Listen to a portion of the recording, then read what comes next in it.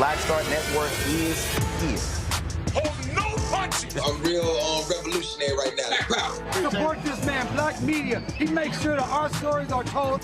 Thank you for being the voice of Black America, Roland. Stay black. I love y'all. All momentum we have now, we have to keep this going. The video looks phenomenal. See, this difference between Black Star Network and Black-owned media and something like CNN. You can't be Black-owned media and be scared. It's time to be smart. Bring your eyeballs home. You dig?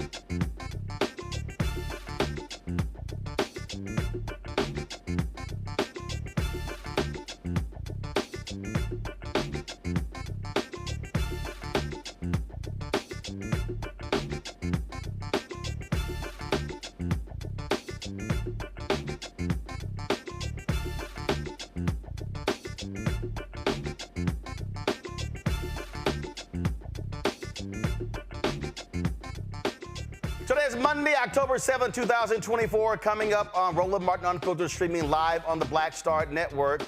A black Arkansas town is screaming massive voter suppression after the County Board of Election Commissioners voted to eliminate an early voting location in West Memphis. The mayor of West Memphis will be joining us to talk about this. Also, Angela Alsobrooks is trying to become the next United States Senator from Maryland. I'll show you our conversation. Vice President Kamala Harris commemorates the first anniversary of the Hamas attack against Israel, and she addressed the humbled comment from Arkansas Governor Sarah Huckabee Sanders when it came to her having children. The Supreme Court is back in session. We'll tell you about some of the cases they will not hear. Also, the Georgia Supreme Court has reinstated the state's abortion ban. Plus, we'll give those of you who have a short memory a refresher on just how racist the orange convicted felon is. It's time to bring the funk. I'm Roland Martin Unfiltered on the Black Star Network. Let's go. He's got it. Whatever the miss, he's on it. Whatever it is, he's got the scoop, the fact, the find. And when it breaks, he's right on time and it's rolling. Best believe he's knowing. Putting it down from sports to news to politics. With entertainment just for kicks, he's rolling. It's on go, roll, y'all. It's Roland Martin, yeah. Rolling with Roland now. He's funk, he's fresh, he's real, the best, you know he's Roland Martin now.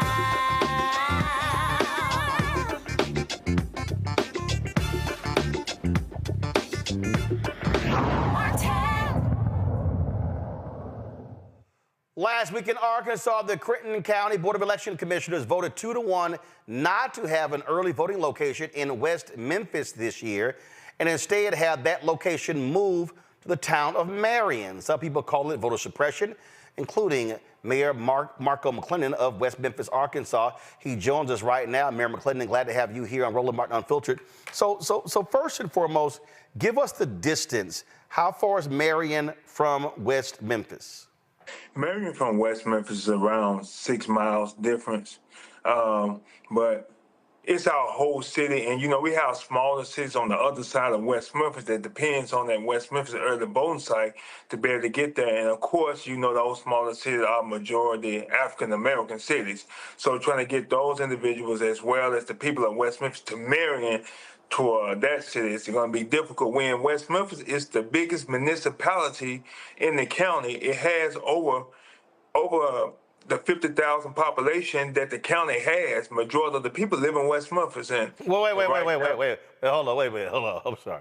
So West Memphis got the most people. The majority of the most people. Yes. So and no disrespect to Marion, but how many people are in Marion? I think the population around 13,000. So 13,000 in Maryland, 50,000 plus in West Memphis, Arkansas. Well, let me say it's over half. I say about 30,000 in West Memphis. But all the smaller cities that's around West Memphis probably make up an easy 45,000 people. So the West Memphis metro area, if you will, has close to 50,000. Marion has 13,000. What's the logic to move it to Marion? Well, let me say this. You know, the 3 of the election committee members, they live in West Memphis. So they all live in West Memphis. Wait. I'm sorry. Hold up. It was a 2-1 vote, right? Yes. So all 3 of them live in West Memphis? Yes. But they voted to move it to Marion, which is smaller than West Memphis? Yes. Well, let me give you some thinking behind that. I think 2 of the 3 are in the red states, you know, the red people, and the one is the Democrat individual. And then Marion is more of a more demographic place, higher income city that does well, but yeah, it's smaller. So when they had the hearing, what did they say? Well, actually, what they did, they normally have 2 early voting sites. So they all the move of poll, it takes a unanimous vote. So what they did, they all voted for Marion first. Then when it came up to West Memphis, that's when they threw a wrench into the plan, and they didn't have a majority vote. So actually, we went to court, and of course, two individuals went to court. The judge said that the voting poll need to go back in West Memphis, and now the election committee 2-1 voted to appeal the judge's decision. And you know, when it goes to Arkansas Supreme Court, I think you sort of know how that's going to turn out. So the judge said move it back, and so, but again, they haven't offered the logic of moving it, right? No. The logic of moving it is, well, this is what they say. They want to, they agreed to have it at our library, which it was a library that you have to be 100 feet away from the poll, so it wouldn't have given a lot of the candidates opportunity to advertise that far away from the library. And the normal place that they always have early voting is at the Church of God that's on 7th Street, which that's where the Democratic candidate wanted to go, where it has always been. So they said, well, they're not voting for that. So they didn't have a unanimous vote to move it to the Church of God. And I keep telling people, this is the type of actions Republicans do all across the country. Yes, I mean, I never thought in 2024 that I'd be fighting now the same battles that my grandparents and other African Americans and women had to fight in the 50s and 60s. I never thought that I would be experiencing this right now. And you know something, it's really hurting West Memphis because we have some major referendums on that ballot. You know, we have what we're trying to build an aquatic center to give our kids a swimming pool, give them something to do to keep them out of trouble, as well as a recreational center where they shoot ball, volleyball, pickleball, whatever they want to do, as well as we have a fire department. Our last fire department, well, our main fire department built in 1955, trying to build a new fire department and a brand new police department, which is housed in a bank, in an old bank building. And then finally, the infrastructure of our city, which is a 1-cent tax that will sunset and go away. But when you talk about you taking this out and putting it out in Marion, you disenfranchise the individuals within the city that want to see this done, which is going to make it harder for our city to provide the public safety that they need. Also get quality of life to new people that want to come here and the people that's already here and fix our infrastructure. Well, that's exactly how they do this. Mayor McClendon, keep up the fight. We appreciate it. Thanks a lot. I'm going to stay in it. Yes, sir. We appreciate Thank you. it. Thank you very much. We're going to my panel, Dr. Julianne Malveaux, economist, president, emerita, Bennett College, all throughout of D.C. Dr. Avis Jones, the Weaver political analyst, joining us from National Harbor, Maryland. Jolanda Jones, Texas State representative and lawyer out of Houston. I'm going to start with you, Avis. So here's interesting. This is a story from one of the local TV stations. They want to move it to early voting at the West Memphis Library, which you heard the mayor say. This article says, but apparently that location was insufficient due to traffic and parking. But Avis, this is exactly what they do. This is literally what they do. We've seen this in other places. They will literally move it to a smaller location, further out, so limited parking, because they want to create long lines to frustrate people to keep their, and say, you know what, line too long, I'm going home. This is what Republicans do. This is their strategy. This is the playbook, and as you mentioned, it's been their playbook for years. I mean, generally speaking, there have been studies that have shown that overall, Black people just wait longer in lines to vote than their white counterparts, specifically because this is a plan that is implemented all over the country. They want to make it inconvenient. They want to make it hard. They don't want you to vote. And this is the part of this that really annoys me when I think about people who want to continually say, my vote doesn't matter. If your vote didn't matter, why do you think they'll be going to all of these lengths in order to stop you from voting, to discourage you from voting, to make it that much more frustrating for you to be able to exercise your right to vote. They're doing this, and they're specifically targeting those communities that are disproportionately African American because they know our power, and they're trying every way that they can to take it away from us. Indeed. I mean, in the reality, Julian, this was voter suppression on steroids after the 2013 Shelby v. Holder decision by the Supreme Court, which gutted Section 4 of the Voting Rights Act. Absolutely. I mean, these people, Avis is absolutely right. These people have been plotting and planning to steal this election, not through basic theft, but through all this gerrymandering and manipulation with voting places. You know, one of the things that the brother mayor did address, and I'm not sure what the answer would be, but how difficult, more difficult. He said 6 miles. The 6 miles is their public trans. How do people get from point A to point B? So we're basically looking at a systematic plot to deny Black people the vote. And that systematic plot is being played out on a micro level and on a macro level. And I don't know where the playbook comes from, but what we do know is that people are being denied the right to vote. I'm thinking back, Roland, to Mississippi, 1964, 1968, when for Black people to vote, sometimes they had you look at a jelly bean jar and ask you how many jelly beans were in the jelly bean jar. All kind of craziness, and this is that same kind of craziness. Now, it's not as bad as a jelly bean jar, but yes, again, it is, because people do not have the ability to easily vote, and the mathematics of this is clear. 45,000 people, West Memphis, 13,000 in Marion. Come on. That is deliberate manipulation. Jolanda, you heard what the mayor said. Look, it's going to go to the Arkansas Supreme Court, very conservative. We'll be shocked to hear if they rule in favor of the folks there in West Memphis, Arkansas. But this is literally in the Republicans' playbook. And this is what they do in states all across the country. They have the control of the election boards. And in fact, in North Carolina, when the Democratic governor won, they changed, and in Wisconsin, they changed the law to strip him of being able to appoint members of the election board because they wanted to control those boards. And I guess the thing that frustrates me about my party is we're not thinking chess like they are. Mm-hmm. And if you think about it, most people are used to voting where they vote, right? So how much sense does it make to make everyone from West Memphis have to drive 6 miles to go to a smaller facility? But the people that live in the small town, they don't have any, they have comfort to go vote where they're used to voting. I also don't think it was an accident that they voted on the white place first, where they got unanimity, because we always want to be fair. Democrats, Black folks, we always want to be fair. We always want to include everybody, when they literally never want to include us.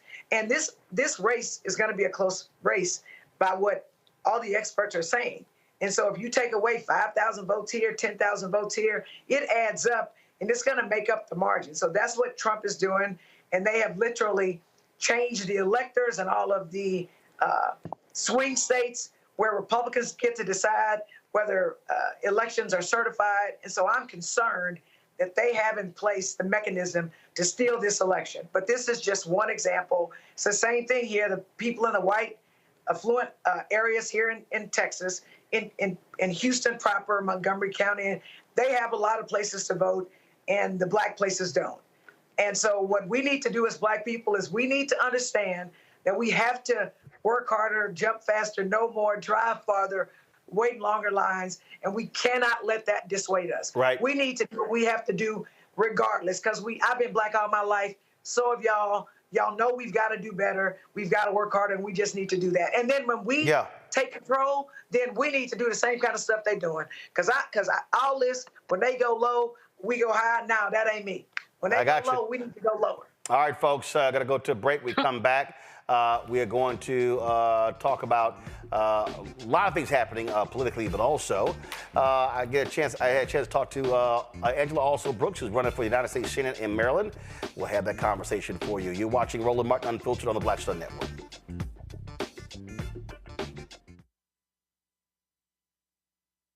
In 2016, Donald Trump said he would choose only the best people to work in his White House. Now those people have a warning for America. Trump is not fit to be president again. Here's his vice president. Anyone who puts themselves over the Constitution should never be president of the United States. It should come as no surprise that I will not be endorsing Donald Trump this year. His defense secretary. Do you think Trump can be trusted with the nation's secrets ever again? No. I mean, it's just irresponsible action that places our service members at risk, places our nation's security at risk. His national security advisor. Donald Trump will cause a lot of damage. The only thing he cares about is Donald Trump. And the nation's highest-ranking military officer. We don't take an oath to a king or a queen or to a tyrant or a dictator. And we don't take an oath to a wannabe dictator. Take it from the people who knew him best. Donald Trump is a danger to our troops and our democracy. We can't let him lead our country again. I'm Kamala Harris, and I approve this message. He told us who he was. Should abortion be punished? There has to be some form of punishment. Then he showed us. For 54 years, they were trying to get Roe v. Wade terminated, and I did it, and I'm proud to have done it. Now Donald Trump wants to go further with plans to restrict birth control, ban abortion nationwide, even monitor women's pregnancies. We know who Donald Trump is. He'll take control. We'll pay the price. I'm Kamala Harris, and I approve this message. I get it. The cost of rent, groceries, and utilities is too high. So here's what we're going to do about it. We will lower housing costs by building more homes and crack down on landlords who are charging too much. We will lower your food and grocery bills by going after price gougers who are keeping the cost of everyday goods too high. I'm Kamala Harris, and I approve this message because you work hard for your paycheck. You should get to keep more of it. As president, I'll make that my top priority. Bob and I both voted for Donald Trump. I voted for him twice. I won't vote for him again. January 6th was a wake-up call for me. Donald Trump divides people. We've already seen what he has to bring. He didn't do anything to help us. Kamala Harris, she cares about the American people. I think she's got the wherewithal to make a difference. I've never voted for a Democrat. Yes, we're both lifelong Republicans. The choice is very simple. I'm voting for Kamala. I am voting for Kamala Harris. Hello, I'm Jamia Pugh. I am from Coatesville, Pennsylvania, just an hour right outside of Philadelphia. My name is Jasmine Pugh. I'm also from Coatesville, Pennsylvania. You are watching Roland Martin Unfiltered. Stay right here.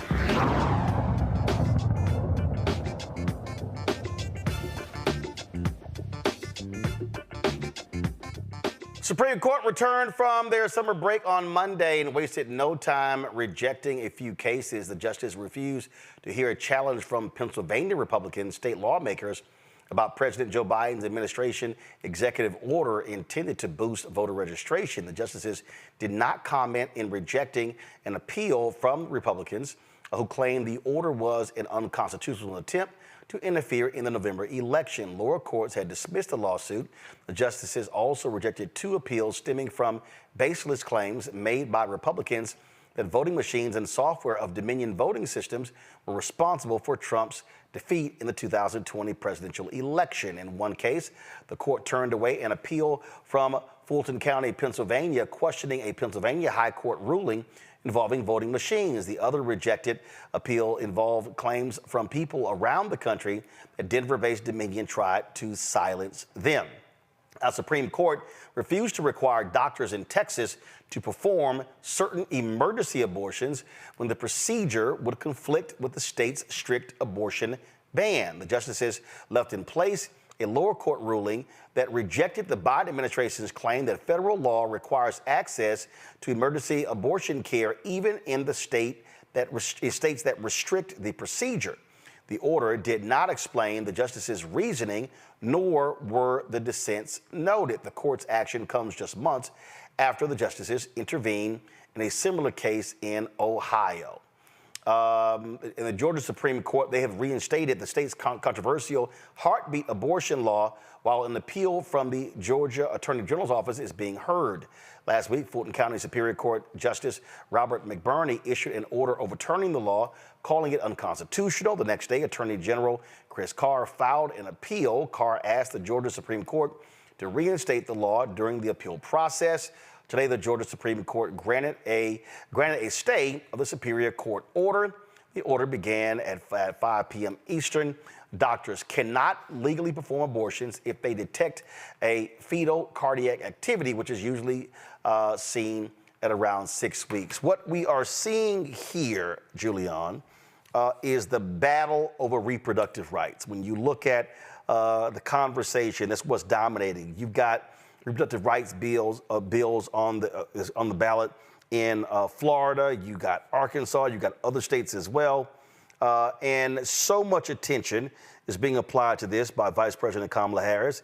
She was on the very popular Call Me Daddy podcast, dropped yesterday. It gets 5 million downloads a week, but it's a very, very popular podcast for women that's really geared at younger women. And so this is continuing. We're seeing how this is going to be the dominant issue this election season.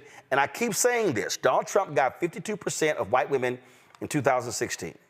He got 53% of white women in 2020. The Dobbs decision, if Vice President Kamala Harris is able to peel that number from 53 down to 50 or 49, that very well could be the winning margin.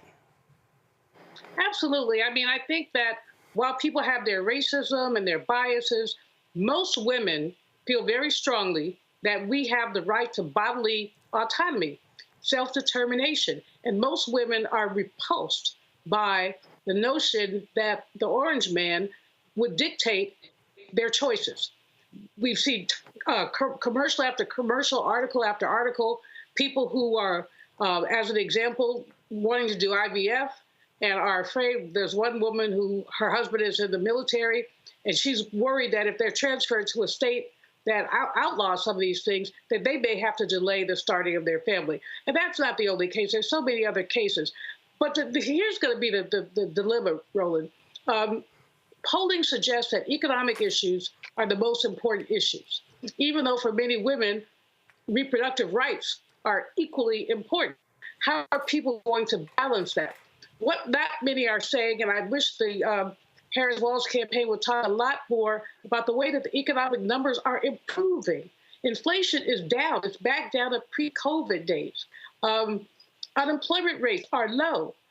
So we need to talk about the fact that whatever Biden did with the economy, it's working, people. It's working. And so, but many are, still you go to the grocery store and the prices are high and yada, yada. So you still have people who are saying inflation is too high. But I think they're just repeating something that's in the hymn book because inflation is under control right now. So that's going to be the dilemma for many women, and especially for white women, because they're influenced, of course, by their spouses. And, to get a white male vote for Kamala, well, there are a few. We were white dudes. There are a few, but many white men are going to walk away from Vice President Harris. And so we have to figure out how to make the case that the economic numbers are better. Avis? Absolutely. So what's really tragic here is that this is happening in the very same state where we just recently learned of the deaths of 2 Black women who could not get the reproductive care, just the health care that they needed when they were in distress, because the medical authorities, on the one hand, thought that, hey, we might go to jail if we do this too soon. We need to make sure that she is almost dead before we take appropriate action. And unfortunately, their timing was so bad that she actually died on the operating room table. And the other young lady was afraid about whether or not she would get some support and was just too late getting the help that she needed. The challenge is that this is about having access to health care for women, period, point blank, end of sentence. And this is not going to be the last women that will die as a result of this. We've seen maternal mortality rates, even, it seems to me, I've read reports about them creeping up in places like Texas as well. You know, this is the beginning of a very, very dangerous time for women. If we're going to talk one more time about Black women in particular, we know that Black women are disproportionately likely to die in pregnancy and childbirth in America, even under Roe, when we had greater access to reproductive health care. I hate to think, I shudder to think what the maternal mortality rate will be for Black women if this specific movement towards the complete obliteration of access to abortion in this nation continues and if it spreads. We cannot afford to roll the dice on another Trump term, because that would definitely be deadly for many more women, and particularly Black women. Yolanda? So the United States Supreme Court, for the most part, said, hey, it doesn't even matter if the health of the mother is an issue, if it violates the terms of Texas's ban on abortions, then it can stay in place. So more people are going to die. What I think is good, though, for Democrats and for Vice President Harris is that it has white women going nuts. They are the reason that there is no right to abortion, because they chose Donald Trump over somebody like themselves, Hillary Clinton. So I think that that's going to help Democrats in Texas, since the Supreme Court left that in play. So I'm going to say this for a second time. We need white women to try to reclaim their abortion rights back. And I believe that is going to help us, because every state where abortion was on the ballot, abortion rights won out. And I think the Republicans are going to pay. All right, then. Listen, it is going to be, again, it's going to be a huge part of the election. But I think Julianne is right. Listen, the economy is still a driving issue. But I just think right now, to be perfectly honest, folk it's not about persuasion right now. It's literally about driving turnout.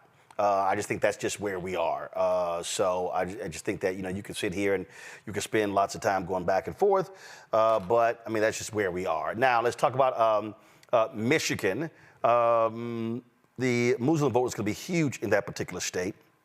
And, of course, today is the first one-year anniversary of Hamas attack against Israel that left 1,400 people dead. The VP, Kamala Harris, commemorated the anniversary of the attack by planting a tree along with her husband, second gentleman, at the Naval Observatory residence. The second gentleman is Doug Emhoff. And of course, they did this, and she did speak about this day and what took place 1 year ago.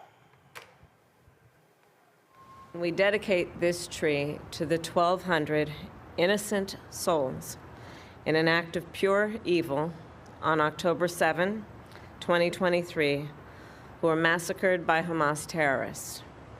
46 of our fellow Americans were killed in this brutal terrorist attack, including a singer from Missouri who died shielding her son from bullets, an academic and peace activist who studied in Seattle and who was the grandson of Holocaust survivors, and a dancer from California who was killed alongside her fiancé while attending the Nova Music Festival. I am devastated by the pain and loss that occurred on October 7, and Doug and I pray for the family and loved ones of all of those who were lost. And may their memories be a blessing.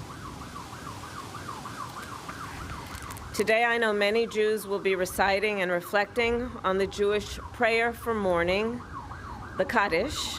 The words of the prayer are not about death.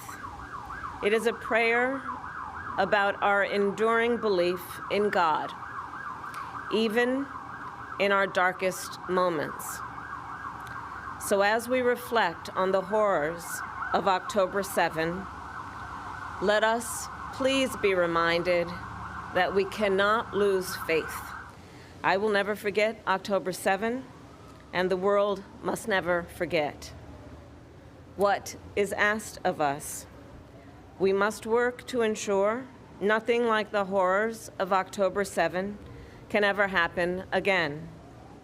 And on this solemn day, I will restate my pledge to always ensure that Israel has what it needs to defend itself, and that I will always work to ensure the safety and security of the Jewish people here and around the world. What is asked of us? We must reunite the hostages held in Gaza with their families, and I will never stop fighting for the release of all the hostages, including the American citizens, living and deceased. Omer, Idan, Sagi, Keith, Judy, God, and Ite. What is asked of us? We must uphold the commitment to repair the world. Now, folks, this is an election issue, obviously, and in Michigan, you see what the focus has been. And so this woman here was introducing Jill Stein. And if you want to understand, frankly, why third-party vote is a waste of time, just listen to this here. The election has already started. Absentee ballots have been sent. We need to catch up rapidly. We need everyone here to get active. We need to be clear about what our goals are. We are not in a position to win the White House, but we do have a real opportunity to win something historic. We could deny Kamala Harris the state of Michigan.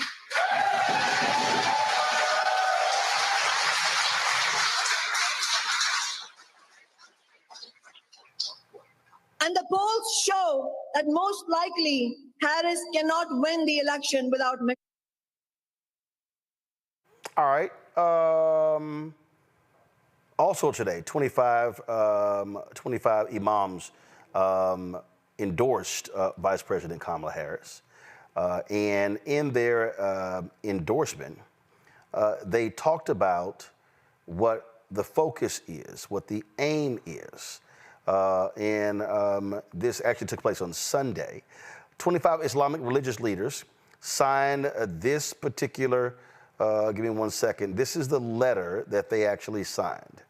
And as you see it, it says a Muslim, imam, and leaders letter to the community. And so they lay out in here, it said, we are taught by our beloved prophet Muhammad to resist becoming angry, for it eats up goodness and overrides rational thinking. Our lives in the United States are not in a vacuum, and as such, the election choices, the decisions that we make are not either. They don't just affect us, but all American citizens for years, maybe decades to come. We are to be future-oriented, strategic, and rational rather than just focus on the present. Thus, it is imperative that we elect leaders who have committed to a ceasefire, an independent Palestine, stabilizing our democracy, and who stand with our community. So here's the thing that is strange to me here, Jolanda. I totally understand. I totally understand the anger at President Joe Biden, Vice President Kamala Harris, for standing with Israel.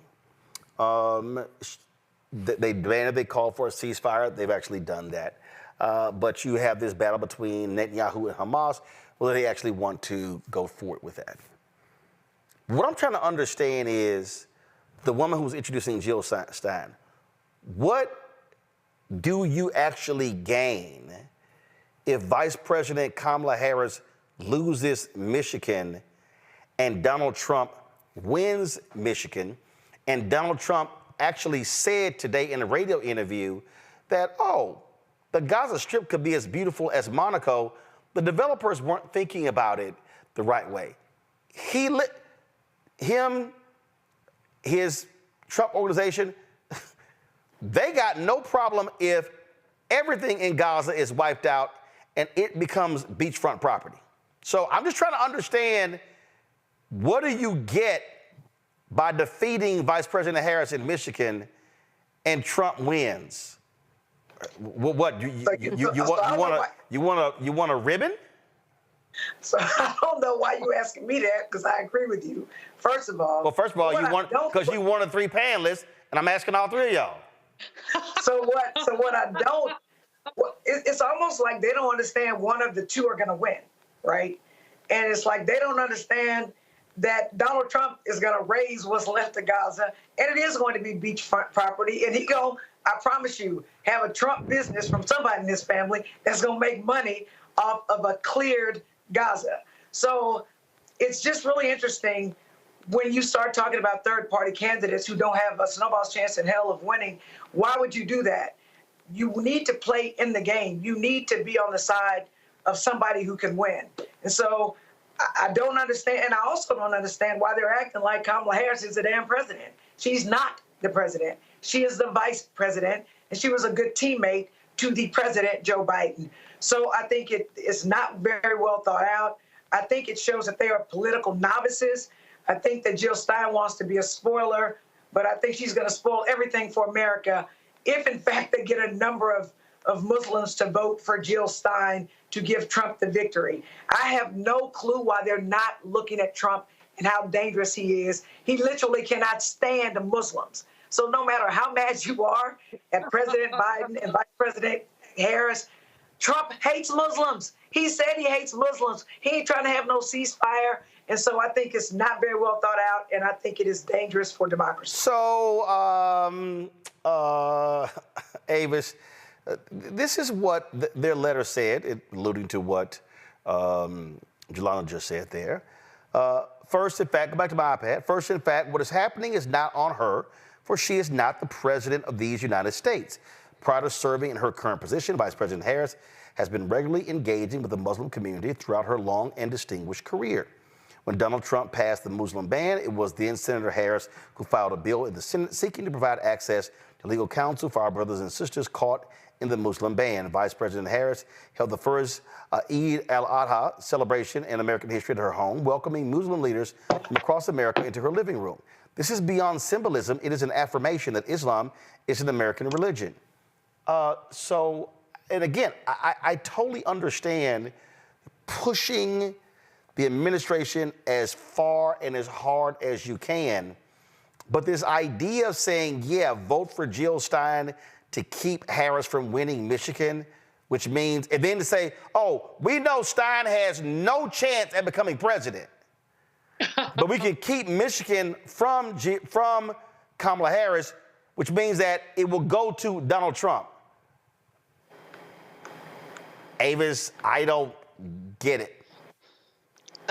I completely agree with you. And just as what was alluded to previously, it reeks of a lack of political sophistication and knowledge. It is completely ignorant. It makes you wonder, does she even really give a damn about the people that she's claiming to give a damn about? Because all she has to do is look at what Trump did when he was in the White House the last time.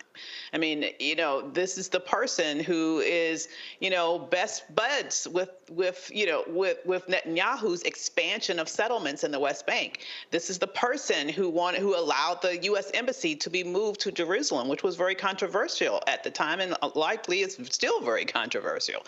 And I completely agree that if there's any hope of having some sort of serious efforts with regards to humanitarian aid and rebuilding of Gaza, it won't happen seriously in a Trump administration. He's going to do a land grab and allow the Israelis to do whatever sort of land grab agenda that they have as well, completely unchecked. So if you can look past your nose and think about the future, it is an absolutely ignorant stance to take. I will say one other thing about Jill Stein specifically. She's exactly right when she's saying that Jill Stein won't win the presidency, because Jill Stein has never won any election that she's ever competed again ever in her life. She is a professional spoiler. She gets paid to lose. And when you think about, this is the woman who was also pictured having dinner with Putin, it does make you wonder, where else is she getting money from in order to be on her spoiler campaign that she continues to be on? I haven't forgotten about Michigan last time in regards to the Trump race against Hillary Clinton, where more people voted for Stein than was the margin of victory for Trump, for the margin that Hillary lost by in Michigan. So you can say that she was a very valuable asset for other people outside of this country that wanted to have control over that specific election. I am concerned not only with what I heard there, but also with the overall agenda of Jill Stein specifically and the Green Party and what their actual motivations are. So, Julian, when you talk about Trump and his views about Muslims and immigrants and you name it, he was on Hugh Hewitt's radio show today. Hugh Hewitt, conservative. And I want people to hear what this man actually said. Watch this. She wants to go into government housing. She wants to go into government feeding. She wants to feed people. She wants to feed people governmentally. She wants to go into a communist party type system. When you look at the things that she proposes, they're so far off. She has no clue. How about allowing people to come through an open border, 13,000 of which were murderers? Many of them murdered far more than one person. And they're now happily living in the United States. You know, now a murderer, I believe this, it's in their genes. And we got a lot of bad genes in our country right now. They had 400.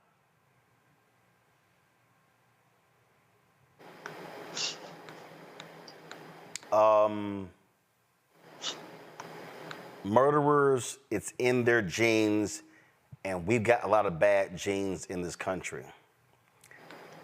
I mean, I can think, Julian, if we really want to have a fair and factual conversation, there's a lot of white people in America who have been murderers. I think we can ask the Native Americans that. I think we can talk about the Civil War. We can talk about the black people killed during slavery. We can talk about Jim Crow. I mean, we are a war-loving, killing nation. Mostly led by white people. Julian, go ahead. It's interesting that he wants to talk about genetics. This country was founded, the people who built this country were criminals from England. They were sent here because they couldn't be held in English jails. They were sent here and turned into indentured servants. These are white folks who were stealing, killing, lying, doing all the things that the former president does. So for him to talk genes is to basically show his ignorance, but the whole thing is ignorance. I mean, his racism, his biases, his hatred are replete. And, you started out by talking about lies, talking about the lies that that man tells. And I always tell people, my grandma used to say about certain people, why tell the truth what a lie will do? And what she meant by that is you're just such a liar, you wouldn't know the truth. You would know the truth if it slept with you. I mean, you basically don't know truth. And so this nonsense that he keeps putting out there, especially the attacks on Kamala, and especially around the issue of being a communist, which is absurd. I mean, she is your basic neoliberal, frankly. She's not even as left as some of us would like her to be. She is the preferred candidate for many of us because she's the best candidate. And even if she weren't the best candidate, Mr. Trump doesn't have any business being within spitting distance of the White House, not even being in it, within spitting distance. His ethics, his morals, everything are just so extraordinarily flawed.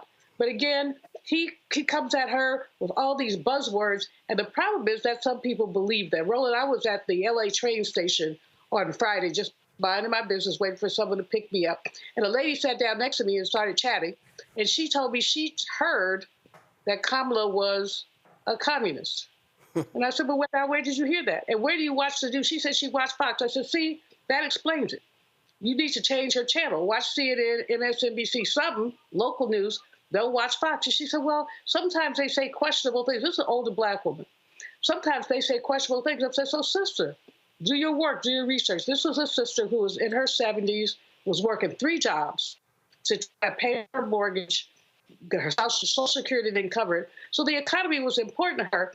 But somehow, whatever Fox is saying had her to the conclusion that Kamala was a communist. I gave her I made a list for her. My friends are waiting for me. I'm like, God, give me a minute. I made a list for her of some things she might want to read and take a look at, because this is the more that they tell lies, the more people believe them.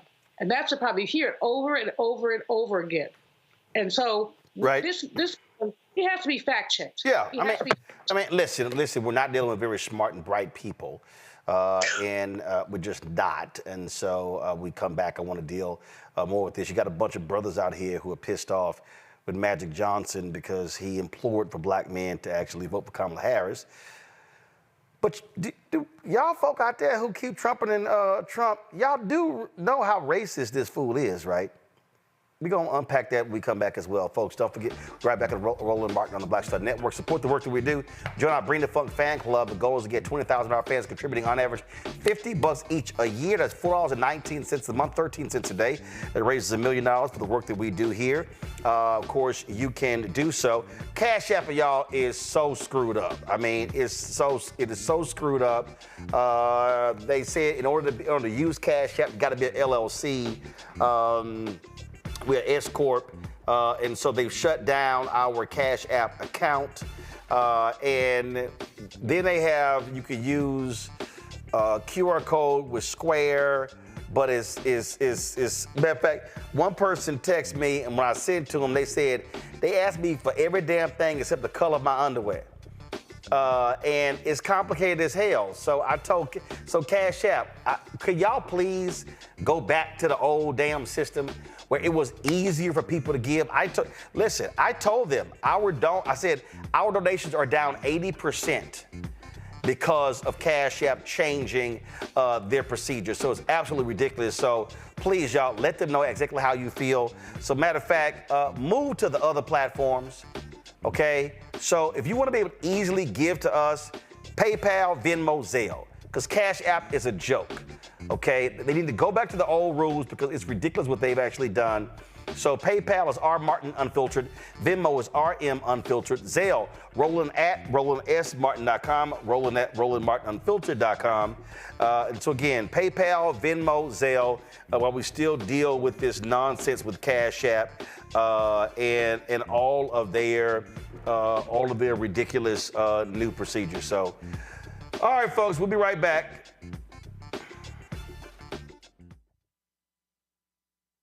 Of 100 Republicans who worked in national security for Presidents Reagan, both Bushes, and for President Trump, now endorsing Harris for president. She came up as a prosecutor, an attorney general, into the Senate.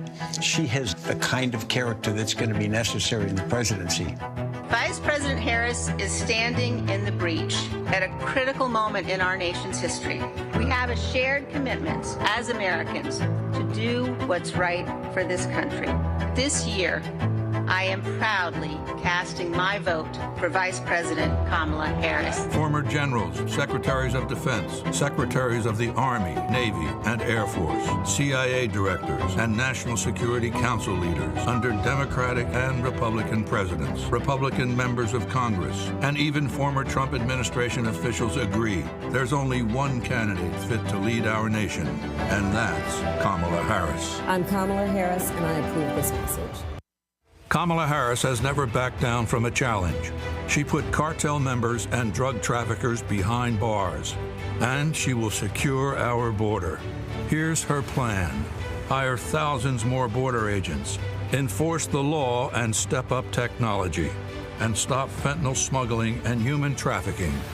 We need a leader with a real plan to fix the border, and that's Kamala Harris. I'm Kamala Harris, and I approve this message. The overturning of Roe almost killed me. I had a blood clot in my uterus that caused my labor to have to be induced because of the overturn of Roe v. Wade. I wasn't able to get life-saving treatment sooner. I almost died. And that's because of the decision that Donald Trump made. I was able to get Roe v. Wade terminated, and I'm proud to have done it. The doctors and nurses were afraid that if they treated me in the incorrect way, that they would be prosecuted for that. And that's appalling. Donald Trump says that women should be punished.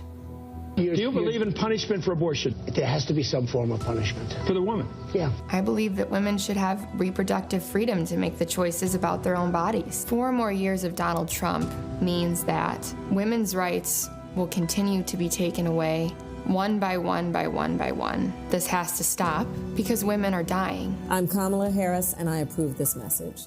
Here's a 78-year-old billionaire who has not stopped whining about his problems. Oh, she had a big crowd. Oh, the crowd. This weird obsession with crowd sizes. It just goes on and on and on.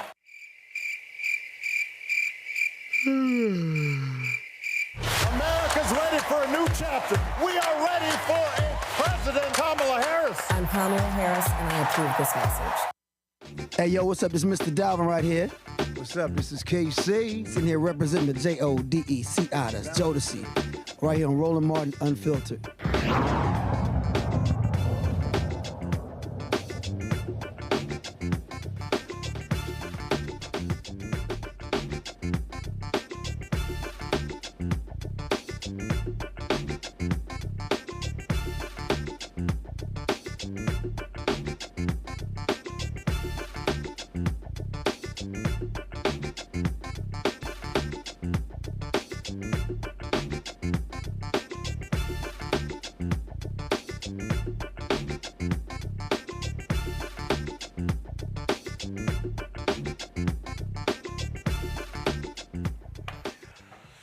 All right, so let's not forget who we're dealing with, the kind of person we're dealing with. He got his career started refusing to rent apartments to black people. He wanted the Central 5 Park to actually be executed. And so here's some other things that Trump has actually said about black people.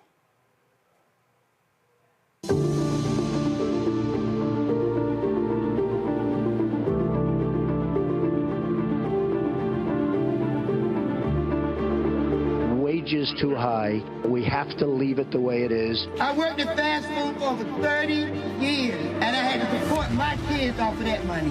Minimum wage is still $7.25. It's rough. Gotta work 2-3 jobs just to make ends meet. You have to decide whether you're going to eat or pay your bills. Look at how well the black community has been doing under this administration. Did y'all hear what he said about folks from the Congo? Watch this. Among the worst in the world. They come from the Congo in Africa. Many people from the Congo. I don't know what that is, but they come out of jails in the Congo. You know, they're letting their jail population come into the United States. Their jails are being emptied into the United States. Their gang members are being taken out of Caracas, Venezuela, and lots of other places, which was a rough city, very dangerous city. And they're being delivered into the United States. They're gang members. And these are tough gang members. You see what's happening in Aurora. So those are the things that this fool is out here saying. And let's just not mince words in terms of what we are dealing with. We are dealing here, Yolanda, with a man who despises black people. He would rather have immigrants from Norway, from Switzerland, from the Netherlands, pick any white country. He would love for them to come. He is specifically appealing to white racists. He is appealing to white fear. I keep telling people this. You know, my book was about white fear, and I saw this guy. He's a vlogger, filmmaker named Dixon White, and man, Dixon was on fire in this video. Now I'm warning y'all right now. Dixon used some language, so if y'all got a problem with language, y'all might want to go ahead and turn. But here's a white man just speaking truth about Trump's appeal to white people. In 2016, we have a openly and overt white supremacist as our president-elect. 4 minutes. Who is systematically hiring the most racist, vile human beings he can possibly get for an administration. These are people that are known to be associated with Nazis. These are not quiet, shy white supremacists. These are openly vocal white supremacists, just like Trump led his campaign. He said, hey, I'm running for president, and yes, it's okay to be racist again. We can be open about it. Who needs to be politically correct? Trump said, I'm a racist and I'm proud, and so can you be. And here we are. Jim Crow 2.0, motherfuckers. Thank you, white America. You did it once again. Your apathy, your racial apathy, your ignorance, your callous, your complacency, your denial, your silence, your complicity racially has us right where you want us. And you think you're fucking helping yourself? You think this white supremacist motherfucker is going to care about your broke ass, white America? They're not going to care. And you think, oh, well, I'm not broke. I'm rich. I'm protecting my own. I'm a rich white man. You think you're helping yourself? You think you're helping yourself but living a lie? You think you're helping yourself with all the distrust, with all the racial strife that's happening and that's coming? You think you're helping yourself spiritually, morally? Do you really think this is good for our country? White supremacy, white nationalism, rampant for the next 4 years. God knows what this motherfucker's gonna do and his racist cabinet. God knows how many years he's gonna try to take us back. He's got the Senate, he's got the House, he's gonna try to affect the Supreme Court. Thank you, white America. You ignorant racist motherfuckers who voted for Trump. You really think you're helping your cause. All your fear, you're so threatened. You're so threatened by the Mexicans, by the illegal aliens, by the immigration, the immigrants. You're so scared. You're so scared of anything that's not white. You've been taught, oh, I've got to protect my whiteness. I've got to protect my privilege. I've got to protect my status. I've got to remain on top. This country was made for me. I'm Mr. White.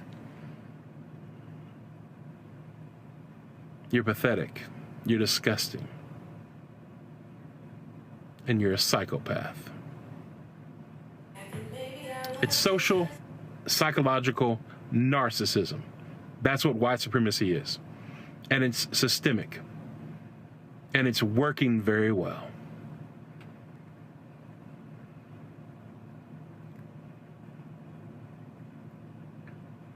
When will white America face the reality of what they've done, what they're doing, and where they're going?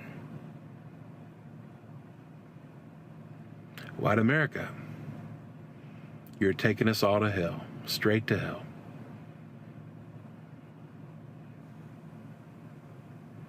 You think you're just hurting people of color? You're destroying your very self and you're destroying your country. Until white America can come out of denial, face the white supremacist culture that we are, we will never know peace. Well, damn, Jolanda. He laid it out. Damn. He laid it out in 4 minutes and 9 seconds. Well, he certainly did. And you know what? This is what white people are terrified of. They are terrified that if black people get into power, we're going to do to them what they did to us. So that's why they're trying to hold on to power. I'm going to say that again for people who didn't understand. They are terrified that when we get in power, we're going to do to white people what white people have done to us. They are afraid we're going to stack the courts. They're also afraid that they're not making enough babies. And so they have to, while they still are in power, gerrymander and stack the courts and make anti-black laws in order to protect their superiority, because they do not, and let me be clear, it's superiority in their name only. It's not actual superiority. And so, and let's be clear, This country was founded on white supremacy. They came and took land from the Native Americans and the Mexicans, and it was all about white people. Remember, the only people who could own land were white men who actually owned property. Women couldn't even do it. So this country was founded on white supremacy, and they're just trying to hold on to it. And what I don't understand about black people, one, is why we don't do our homework, because Donald Trump is racist. Donald Trump paid back with the Central Park Five. I believe they said he paid $75,000 for that ad. You know how much $75,000 is to say that they should be executed for a non-capital crime? So Donald Trump has always been racist. He always picks racist countries from Africa, Haiti, even in Venezuela. And he talks about black people in other states, in Aurora, Colorado, and wherever. And that's what he does. So why anybody, let's say he did give us $1,200, which I'm not convinced that was under him, right? We're going to vote this country into hell for $1,200 when if we had better wages, we'd make way more than $1,200 over the course of a year. So we're not thinking, and I don't understand. But it's not just us, okay? Listen, this is what I keep trying to remind people, Avis. 69 to 70% of the total electorate is going to be white. The numbers are the numbers. And what we're facing, it's white fear. Matthew Iglesias, Dave, why does it escape me? He follows me. Weigel, okay. Twice in the last 3 days, both of them tweeted. They were like, Democrats were the most pro-union. They gave them everything they want. So maybe Democrats need to stop being so far left. And I said, stop. Matter of fact, let me pull up the Iglesias tweet because it's amazing how these folk, like, they go a long way and don't want to say white. Let me find his tweet, because I saw it and I was like, bro, did you leave something out? I said, it seemed like you left something out. Give me a second, hold on. Let's see here. And I've seen several of these tweets, and these white journalists just don't want to call out whiteness. What they do is that they want to dance and hop, skip around every single thing, but they don't want to just say white. So every time they keep talking about union workers, they keep saying, well, the Democrats and, the union workers. And I'm like, no, the white union workers, the white Teamsters, the white firefighters. If you have union workers that are turning their back on the most pro-union administration ever to back Donald Trump, they are supporting whiteness and not their pocketbook, Avis. Absolutely, 1,000% true. I mean, here's one of the reasons why the right wants to demonize critical race theory, because a critical race theorist would tell you that the power behind this form of racism, of not naming it, is that you are normalizing and centering whiteness as if it is such the normal thing that you don't have to mention it, right? And so then when you make it invisible, the insidious nature of what it does then goes unchecked, okay? So you're exactly right. It's not just union members. And there's a reason why you have a lot of white women who will vote against what one would think is their interest. There's a lot of reason why you would have poor white people vote against what you would think is their interest. It's because they're not in those moments prioritizing their rights. They're not in those moments prioritizing their economic possibilities. In those moments, they are protecting whiteness. And they are protecting the invisible benefits that we all know they get, that are institutionalized, that are built into the system, and just this false sense of superiority that Donald Trump strokes so well for them, right? They're voting to protect whiteness, even if it makes no logical sense with regards to their economic well-being, with regards to their ability to have dominion over their own bodies, with regards to all of those things. Whiteness in this country has value, and nobody knows that better than white people, even if they don't want to name it and claim it. I'm sitting here looking at this here, Julian. Go to my iPad. So this is what Matthew Iglesias tweeted. Biden-era Democrats have been more supportive than ever of blue-collar unions, but gotten less support than ever from blue-collar union members. Probably better to just be more moderate on cultural issues and environmental stuff and labor. So I actually responded by saying, Matthew, did you leave out something? I think you left out white. And if you go, now go back to my iPad.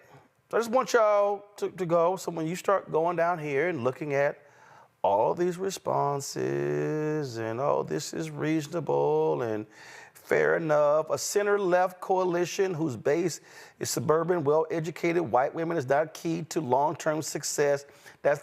But they still missed they got the wrong white part. Demo and far left and alien, you all on the far left have been pretty successful in alienating us suburban women. Good job. Well, that's a lie. They've been attracting them.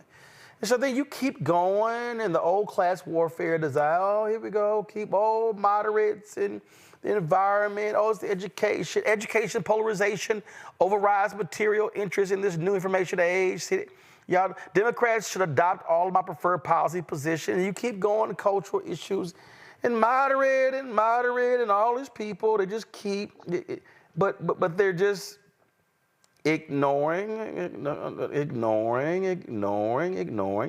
they don't want to. And then this person say, just go ahead and say black folks and LGBTQ folks and cut the bullshit. The way y'all will dance around the truth to appease racists as white folks is so American and more so than apple pie. This is why black folks have a deep distrust of politics and side-eye Democratic Party. Okay, that's that person. Okay, so then you keep going and looking at all this content. You just keep going and looking at, they don't want to confront the elephant in the room, Julian, and that is massive numbers of working class people who are in unions are black and Latino. Who are they supporting in huge numbers? Vice President Kamala Harris. You look at the Teamsters. The Black Caucus in the Teamsters came out before the Teamsters made their decision, said we're down with Vice President Kamala Harris. Okay? You look at firefighters are racist and sexist. Firefighters endorsed Democrats going back to the 60s. The two Democrats they refused to endorse was Hillary Clinton and Kamala Harris. Well, what the hell do they have in common? Anatomy. I mean, we can go on and on and on. The fact of the matter is, these white journalists, print, broadcast, digital, whatever, they don't want to confront whiteness. Because if they do, they got to look in the mirror, Julian. This is the fundamental problem. This is why political journalists keep missing the story, and it's sitting right in front of you. How can Biden-Harris be the most pro-union administration in more than 50 years, and these union workers are not supporting her? They're white male union workers, and Julian, guess what? Unions are overwhelmingly comprised of, especially trades and others, white men. Well, the trades are primarily comprised of white men. But if you look at SEIU, you look at some of the other unions, they are heavily black and brown. Indeed, when you look at the Teamsters, what a disappointment that they refused to endorse Harris, although President Biden, basically took the chestnuts off the open fire with legislation to help settle some of their differences with their employers. I mean, he went on a limb for them, and for her not to get that endorsement really does speak to, as you say, their racism, their underlying racism. They'll never say it was racism. They'll have some other reasons, but that's exactly what it is. The challenge is that, and by the way, there's a very good article in the New Yorker this week, talks about the worker revolt and tries to explain why workers have tilted away from the Democratic Party. The author alleges that there's this coastal elitism among Democrats, but Democrats are all over the place. It's not coastal elitism. When you look at, however, only the Detroit Teamsters did support Vice President Harris. I believe that Pennsylvania also did. Many key Teamster unions who are in urban areas did support Vice President Harris. And the mistake that the Teamsters made, they claimed they took a straw poll or something.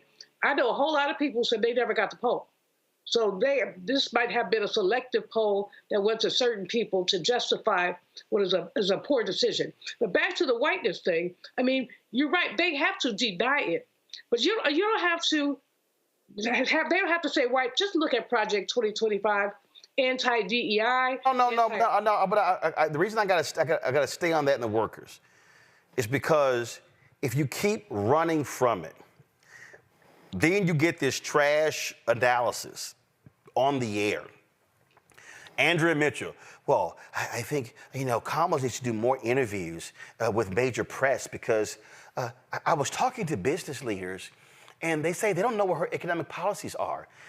And so they don't know her positions. Hillary Clinton had policies coming out the wazoo. See, so that's all nonsense. The reality is you have to put it on the table, and that is Donald Trump is pressing the buttons of white fear. They don't even want to deal with it. Remember 2016, economic anxiety. I was like, black and brown people are the brokest damn people in the country. So if there's anybody who should be anxious about the economy, it's black and brown people. Nope, that ain't the case. What we are facing constantly is a white media infrastructure that simply is ill-prepared to deal with the realities on the ground and calling a thing a thing. It is whiteness. It is, and see, the problem is they don't want, they keep using the phrases, that's, we don't like appealing to that kind of politics. We don't want to appeal to gender-based politics. We don't want to deal with race-based politics. We don't want to deal with identity politics. Whiteness in America is an identity. Mm-hmm. Absolutely, it is. But what happens is, what's dangerous about not addressing it specifically, it's the same thing as what, raises the hair on the back of my neck when I hear somebody say, I don't see color, right? When someone wants to say that they want to be racially blind. The reality is that you see color. I see color. Unless literally you are colorblind, you see color, okay? But when you claim to not see color, what you are doing are two things. Number one, you're erasing seeing me and my wholeness, my history, my reality. But at the same time, you are also allowing the normalcy of built-in advantages, built-in institutionalized racism to continue to go unchecked. That is the benefit of not naming it. Because when it becomes the status quo, then it's never challenged. Then it's just reality. And no one wants to admit that that reality needs to be changed. If you were to name it,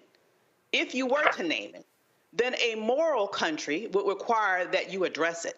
But not naming it allows the power to remain entrenched, unchecked, unchallenged, and unchanged. And so that's exactly what is happening in this reality, where the normalcy is not naming a thing when a thing is a thing. And when you do that, then you never address the thing. there are advantages to not addressing it and institutionally, and there's advantages to not addressing it personally. And that's exactly what we're seeing in terms of not only the white vote itself, when certain segments are clearly voting against their self-interest, but also with certain institutions, like what you're mentioning here, Roland, because there are advantages to not naming a thing. If you want to have access to the same power, the same financial resources, those things that you need in order to continue to get your ambitions fulfilled. Yeah, I mean, so I just, again, and there are a couple of anchors on cable news. I've been hitting them in the last 3 or 4 years, and I'm like, when y'all gonna deal with whiteness? When you gonna deal with whiteness? They don't want to deal with whiteness, and it keeps happening. All right, folks, hold on one second. When we come back, I'm gonna play for you my interview with Angela Alsobrooks to talk about that huge U.S. Senate race in Maryland. That's next. Roland Martin Unfiltered on the Black Star Network. He told us who he was. Should abortion be punished? There has to be some form of punishment. Then he showed us. For 54 years, they were trying to get Roe v. Wade terminated, and I did it, and I'm proud to have done it.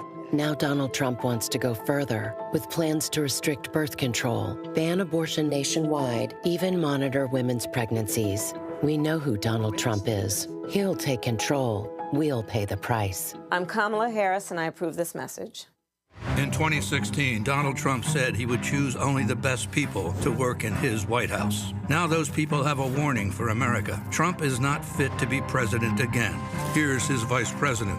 Anyone who puts himself over the Constitution should never be president of the United States. It should come as no surprise that I will not be endorsing Donald Trump this year.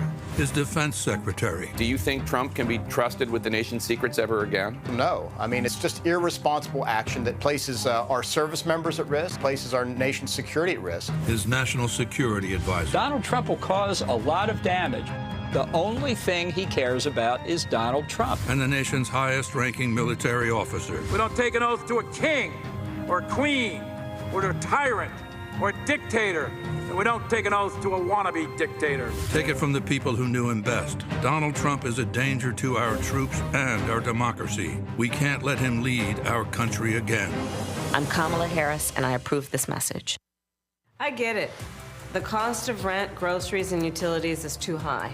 So here's what we're going to do about it. We will lower housing costs by building more homes and crack down on landlords who are charging too much. We will lower your food and grocery bills by going after price gougers who are keeping the cost of everyday goods too high. I'm Kamala Harris, and I approve this message because you work hard for your paycheck. You should get to keep more of it. As president, I'll make that my top priority. Bob and I both voted for Donald Trump. I voted for him twice. I won't vote for him again. January 6th was a wake-up call for me. Donald Trump divides people. We've already seen what he has to bring. He didn't do anything to help us.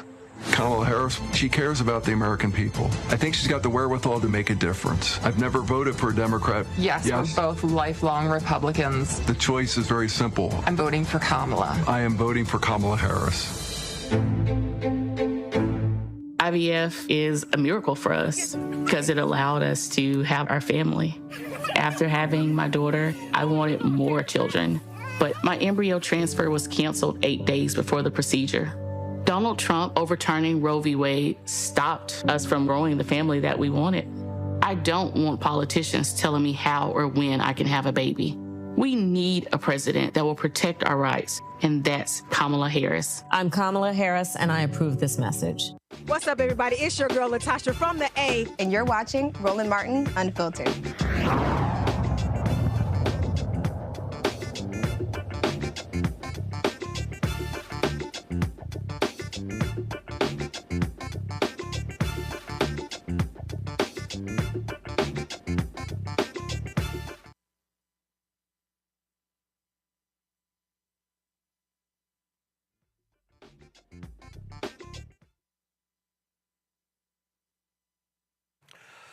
So the Democrats thought they would have a fairly safe seat in Maryland. That is until Larry Hogan, former governor, jumped in on the Republican side. And so it is a battle between him and Angela Alsobrooks, of course, the county executive in Prince George's County. Earlier today, I had the opportunity to finally have a conversation with her, and here is our discussion. Let's jump right into it. Obviously, the United States Senate is extremely narrow when it comes to the control of the Senate. When you look at this election, depending upon what happens in a couple of states, Republican could be in control of it. So for African Americans out there who are watching, explain how critical each one of these races are when it comes to the agenda that Black folks actually care about. Well, first of all, thank you so much for having me on the show. And I think we all recognize that this is such a consequential election. Maryland, for the first time that any of us can remember, really is at the center of this race, determining the majority in the Senate. What that means is so many of the issues that we care about, everything from reproductive freedom to the freedoms that our foreparents fought for. Those freedoms include voting rights, includes also the opportunity for us to have an economy that is fair, that addresses the needs of working class and middle class families, agenda that focuses on ensuring that our children will be able to live better than their parents. So that's what what we're talking about in this election.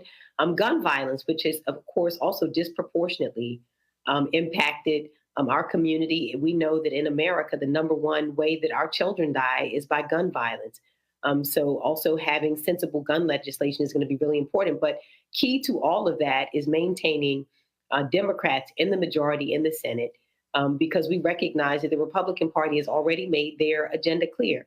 They've declared war on the reproductive freedoms of women. They have, for the most part, allowed the NRA to write gun laws in our country and handed over that to them. We know as well that their policies favor big corporations who, in so many instances, pay fewer taxes than average hardworking people, teachers and nurses and others. So this is the reason that this is going to be most important. And we know we're going to elect Vice President Harris as president. I'm already claiming that. And she's going to need to have a majority in the Senate to ensure that she's able to get her agenda passed, that she can have her cabinet picks and other things. So it's a critically important election. You mentioned middle class workers, and Reverend William Barber and I talk about all this all the time. It's rare candidates or politicians will mention poor and low income workers or the working poor, the people who are out there who are on the front lines. And so how does your agenda help those folks? Well, those are the people I grew up with, So, I'm the daughter of a receptionist and a car salesman. And everything I've ever done has been focused on elevating the lives of the people like the ones I grew up with. And that agenda includes things like the tax credit cut for the permanent child tax credit. It includes making sure that people can afford the cost of prescription drug medications, capping. You've seen the Inflation Reduction Act that capped insulin at $35 and allows Medicare to negotiate with big pharmaceutical companies. That's huge for the average family, for poor families, for middle-class families. It's huge because we recognize that many families are really one medical crisis away from complete financial disruption. So keeping down the cost of healthcare. And again, these are areas where the positions of the two parties couldn't be any different. The Republicans, when they were in control of the Senate, tried to overturn the Affordable Care Act 67 different times. This is the one that allows people like me to keep my 19-year-old daughter on my insurance until she's 26. And that Inflation Reduction Act, which capped the out-of-pocket cost of prescription drugs like insulin, they attempted to overturn 30 different times. Every single Republican voted against it.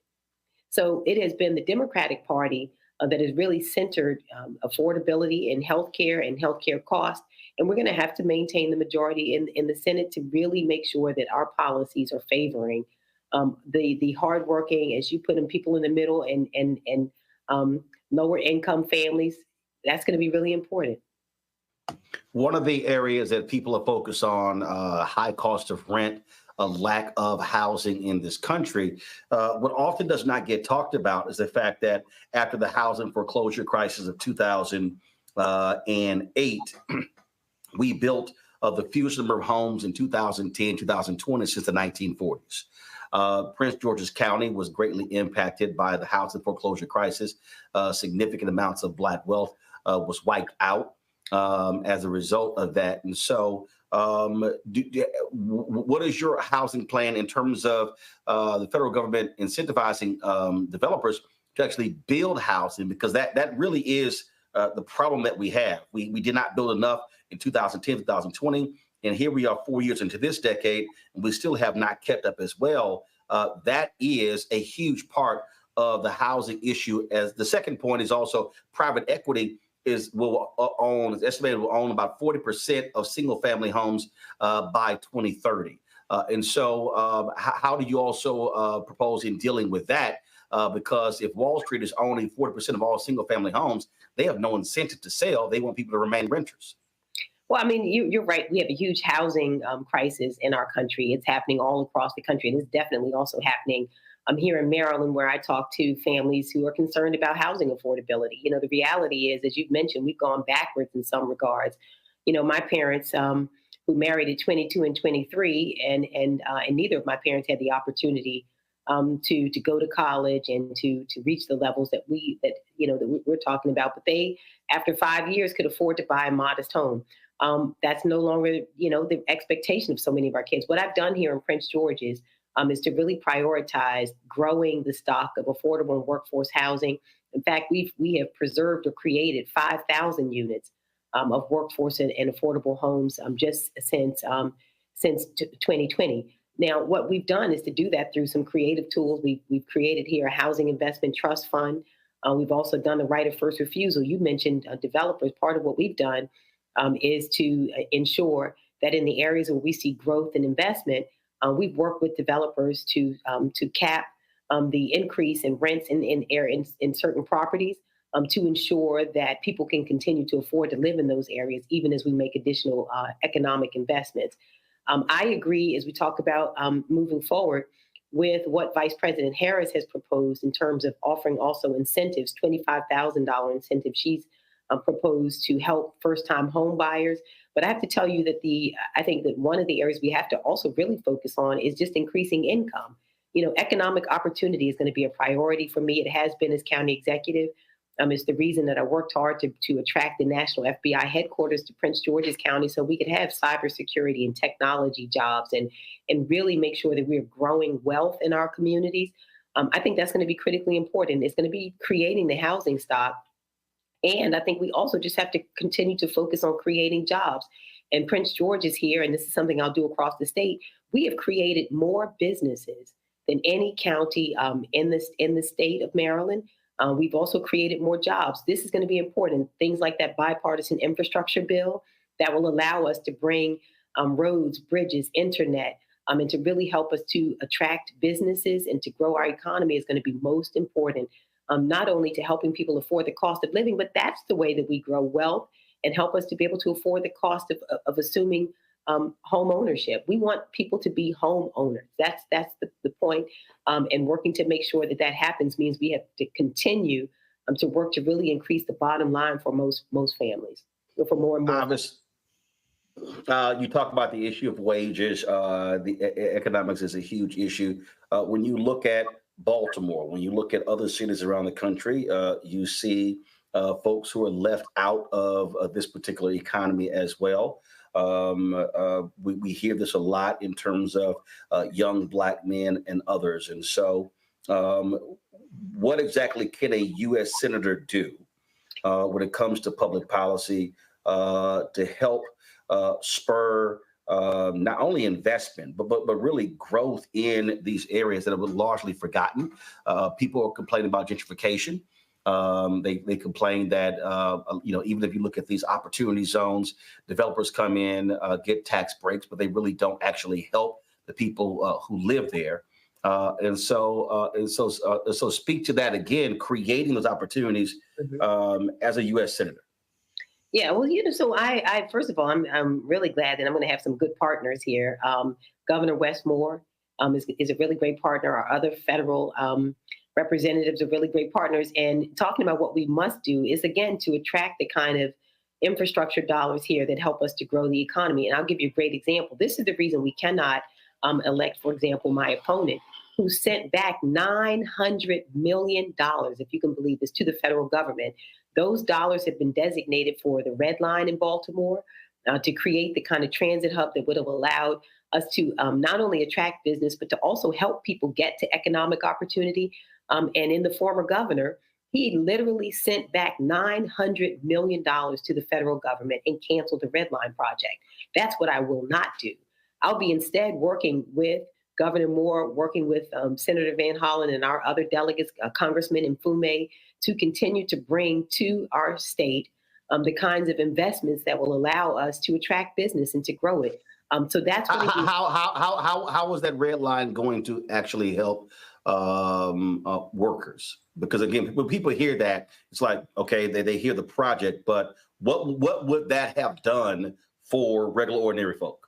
Well, what workers need are jobs, and having the Red Line helps to attract businesses, and businesses come to places where they see the in other words, what happens is the public investment spurs private investment and causes the businesses that we want to come to us to come. And it furthermore allows the workforce the opportunity to access those opportunities as well. And that's what the Red Line would have done, is to create the kind of transit that would have allowed people to gain accessibility to places where the jobs are, and would have also encouraged businesses to come. That's what we want, is that kind of public investment that then encourages also private investment. We want companies to be bringing their jobs and opportunities to Maryland. When we talk about HBCUs, a lot of people, we look at the investment in HBCUs, people just look at the institution themselves, not realizing it's also impacting the areas around those HBCUs. You've got 4 in Maryland. We know, of course, the settlement that was signed after 13 years of a lawsuit. But one of the areas that HBCUs really need greater assistance with is research and development, federal grants, a lot of those dollars. And so what is your plan to drive more of those federal R&D projects to the 4 HBCUs in Maryland? I think we have such a great opportunity. As you mentioned, we have some wonderful HBCUs in Maryland who are doing great things. I think about Bowie State University and the innovation hub that they have developed. Dr. Bro has done a beautiful job there. We'll be working to attract both state and federal dollars to help grow the innovation hub that they're building at Bowie State University. I was recently last week at the University of Maryland Eastern Shore, where they have a tremendous aviation program, and we'll continue working with them to create the kind of partnerships. We have so many opportunities we have in the state of Maryland, NASA and other federal agencies, where I think we can have wonderful partnerships to help grow Morgan State University. I've been on that campus working as well. So we have lots of opportunities. So our HBCUs are doing great work, and just working to make sure that we are attracting the kind of funding back, both from the federal government and again, working with our state partners to grow it. Is going to be important, and it's something that, again, I have experience doing. Bringing back federal dollars. I've had great experience doing that here. The FBI is one example of it, but also just, increasing funding around transit and other things I've done here at the New Carrollton Metro, about $100 million in new dollars in just the last 2 years, but working with our HBCUs and universities around Maryland to grow things like quantum computing is going to be, a part of what I'll be really centering. Again, it's all around creating economic opportunity, but creating that pathway for all of our universities, and our HBCUs are a big part of that. Been watching, obviously, NFL season and been looking at several games, and I swear the airways have been inundated by PAC commercials criticizing you regarding taxes. You have responded to that, these attack ads. And so for the public, what do you tell the public when they see these commercials? And then, of course, there's no response to it. Again, somewhere from $18 to $20 million the PACs are dumping into Maryland to bring you down. And so how do you address that particular issue? I think the public can see that these are very misleading ads. The fact of the matter is I've always paid my taxes. Now, I also stepped up to help a family member when my grandmother needed to move out of her home. I took over her mortgage, did not know that she had applied for tax credits and had those on her home, and was just notified of it just a few weeks ago. So making arrangements to pay it back. But I think that people can see through this. Billionaires have come into Maryland, as you mentioned, $18 million, because they share a goal with former Governor Hogan. They want to get a majority in the Senate. And these billionaires have come in and really flooded the airways in an attempt to help him, because you know what? He shares their agenda. And what they know is if they have control of the Senate, they will control that agenda. And we already have seen what that agenda is. It's an agenda that hopes to roll back the rights and freedoms of women. It's an agenda that does not support voting rights. It does not support sensible gun legislation that will help us to stem gun violence.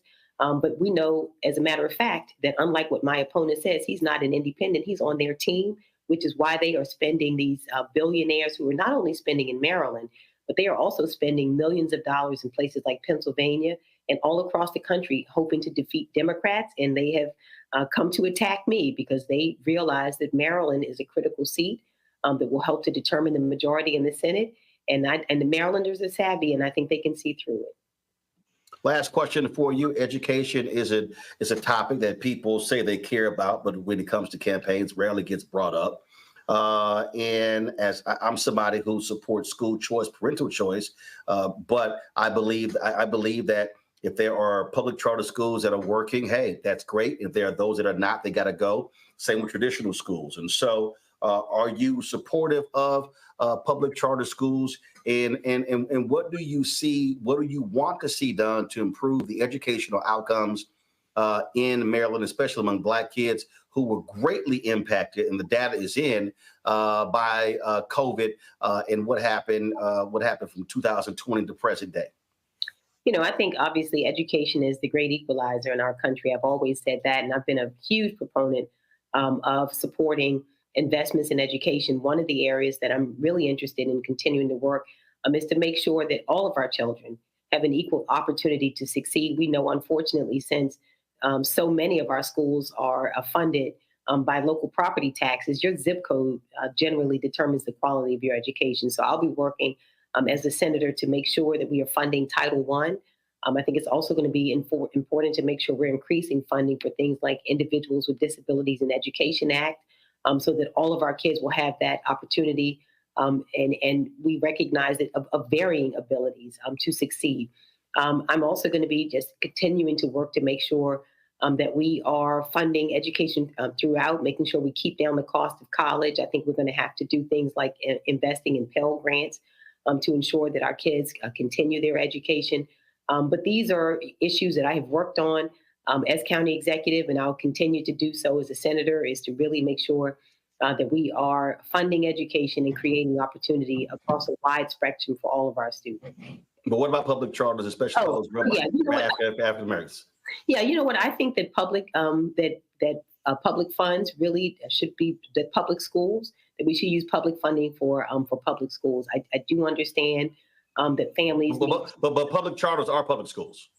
Right. I understand that families do need choices. And I can totally supportive of that. But I think that public funds should be used for public education. And not, but public charters are public. So you're saying. But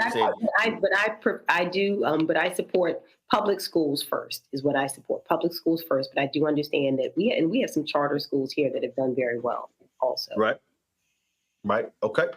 All right. Angela Alsobrooks, we certainly appreciate it. Thanks a lot. All right. Thank you so much. Obviously, this is a hugely important Senate seat. Avis, it's really tighter than what Democrats had hoped. And again, Republican PACs are dumping a lot of money. You can't watch a football game without seeing 5, 10 ads constantly. So I saw one report where Republican PACs are pumping anywhere from $18 to $20 million into the state in attack ads in this final month.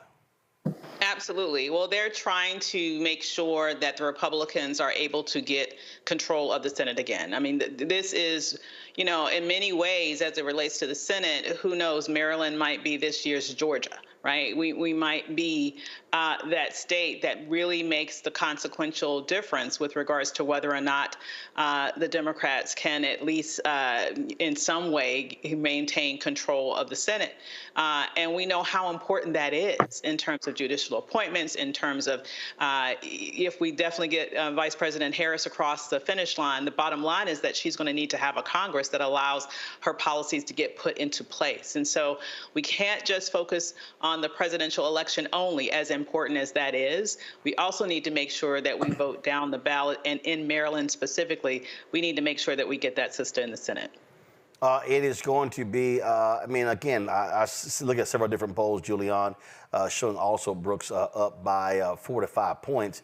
Again, that is a margin that Democrats would prefer to see anywhere from 8 to 10 points, definitely double digits. You know, Maryland has always been Democratic, and Larry Hogan, on the other hand, is a very popular kind of bipartisan figure. Now, people have to look at what he actually says, I mean, what he does, not what he says. You know, he flip-flops on choice. He's turned back, as Angela said, he turned back money from the federal government. He's a typical conservative, but he covers it up with nice. He covers it up with nice. So Mitch McConnell is the one who recruited him to run for this seat. That should give everybody pause. This is going to be a very tight race. And it just means that it's not only it's down ballot, people are excited about the presidential, it's down ballot, but it's also turnout. I mean, turnout in this case is going to be absolutely critical. And I think a lot of people, I hate these polls, Roland, where they say she's leading, because some people will just stay home because they're trifling, and then once she's leading, it doesn't matter. It does matter. Of course it matters. So, as I said, turnout is going to be critical. I'm a big Alsobrooks fan. I think the world of her. I think she's doing very well. But I don't think anyone can take her victory for granted. We can never take victories for granted, especially when you've got, quite frankly, a snake like Hogan who talks one thing and does another. But to that particular point there, Jolanda, look, he was a two-term governor, got significant black support. And if you're the Democrat, there's a reason Mitch McConnell recruited him to run in this race. And so this is one of those races where we always said you got to run through the tape. You can't just sit here and just, oh, you know, okay, fine, Democratic state, we know we got it. No, I mean, you got to run hard, which means her campaign has to fight back, has to keep raising money, keep putting out ads, responding to the attack ads, but also pounding the pavement in Maryland to ensure that her voters turn out.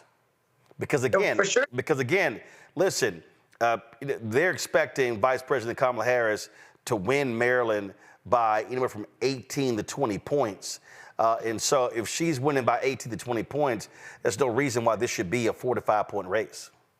It shouldn't be, but I also know that Republicans are instigating everywhere ways to steal votes from Democrats. This is a Democratic Senate seat. We need to, at a minimum, maintain it. She needs to run through the finish line.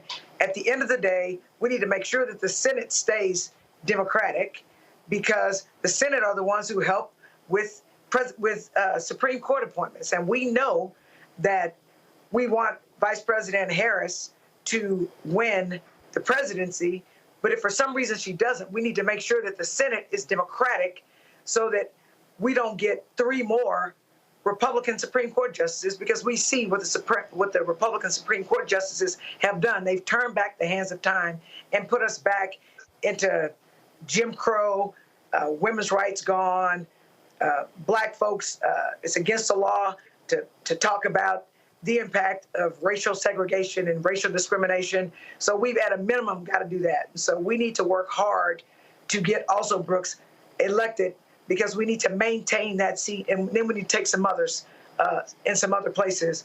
But we don't need to take anything for granted, because the Republicans are much more unified than us. And what I'm looking to see is if we are going to fight as hard to win the presidency, the House, and the Senate, right, or do the Republicans, and I mean voting all the way down ballot, all the way down ballot to the local dog catcher, if that's on the ballot, because this country is going to be determined, the future of it, by this election. It's the most important election in my lifetime, probably in a lot of people's lifetimes, because we now have 6 Supreme Court justices who absolutely rule against black people. And again, against black people. Right, and again here, the reason the Senate is so important because whoever controls the United States Senate, that's where you confirm presidential appointees. And what we're looking at here is that you've got the Tester race in Montana. He's down by about 6 points. Of course, Manchin chose not to run in West Virginia. So the bottom line is Republicans will win West Virginia. And so if they pick up one more, they control the United States Senate, which is also why Democrats said, hey, could we possibly win Texas? Could we win Florida? Those are going to be tough wins there. And so that's why the map is very, very difficult. Democrats are leading in Nevada, leading in Arizona. Sherrod Brown is up 4 or 5 points in Ohio. So that's why the Maryland race is so important. Hold tight 1 second. Got to go to break. We come back. A little bit more on Roland Martin Unfiltered, including Cissy Houston becoming an ancestor. Folks, we'll talk about that and one more story. You're watching Roland Martin Unfiltered on the Black Star Network. Support the work that we do. Join our Bring the Funk fan club. You can send your contribution to, of course, P.O. Box 571. Check some money order, P.O. Box 57196, Washington, D.C., 20037-0196. PayPal is R Martin Unfiltered. Venmo is RM Unfiltered. Zelle, Roland at RolandSMartin.com. Roland at RolandMartinUnfiltered.com. We'll be right back. Of 100 Republicans who worked in national security for Presidents Reagan, both Bushes, and for President Trump, now endorsing Harris for president. She came up as a prosecutor, an attorney general, into the Senate. She has the kind of character that's going to be necessary in the presidency. Vice President Harris is standing in the breach at a critical moment in our nation's history. We have a shared commitment as Americans to do what's right for this country.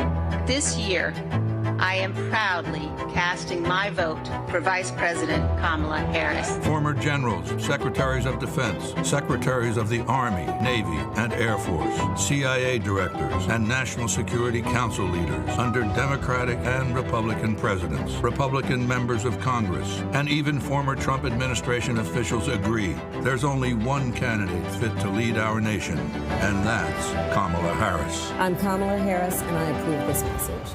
Kamala Harris has never backed down from a challenge. She put cartel members and drug traffickers behind bars, and she will secure our border. Here's her plan. Hire thousands more border agents, enforce the law and step up technology, and stop fentanyl smuggling and human trafficking. We need a leader with a real plan to fix the border, and that's Kamala Harris. I'm Kamala Harris, and I approve this message. The overturning of Roe almost killed me. I had a blood clot in my uterus that caused my labor to have to be induced because of the overturn of Roe v. Wade. I wasn't able to get life-saving treatment sooner. I almost died. And that's because of the decision that Donald Trump made. I was able to get Roe v. Wade terminated, and I'm proud to have done it. The doctors and nurses were afraid that if they treated me in the incorrect way, that they would be prosecuted for that. And that's appalling. Donald Trump says that women should be punished. Do you believe in punishment for abortion? There has to be some form of punishment. For the woman? Yeah. I believe that women should have reproductive freedom to make the choices about their own bodies. 4 more years of Donald Trump means that women's rights will continue to be taken away one by one by one by one. This has to stop because women are dying. I'm Kamala Harris, and I approve this message. Here's a 78-year-old billionaire who has not stopped whining about his problems. Oh, she had a big crowd. Oh, the crowd. This weird obsession with crowd sizes. It just goes on and on and on.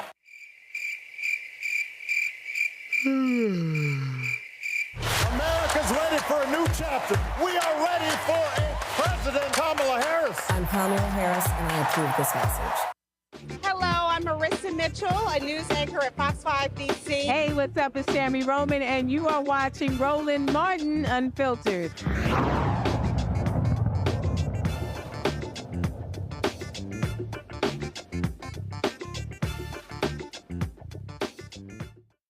Vice President Kamala Harris's interview with Alex Cooper, the host of the Call Her Daddy podcast, dropped yesterday. During the interview, Cooper asked Harris about comments made by Arkansas Governor Sarah Huckabee Sanders regarding her and being humble and, you know, because she don't have biological children.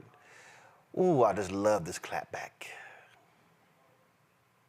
I want to ask you a question because again, in speaking about women, there has been a very big fixation on biological children, stepchildren, women that have children versus women that don't have children. It's like a huge point somehow of this entire election, right?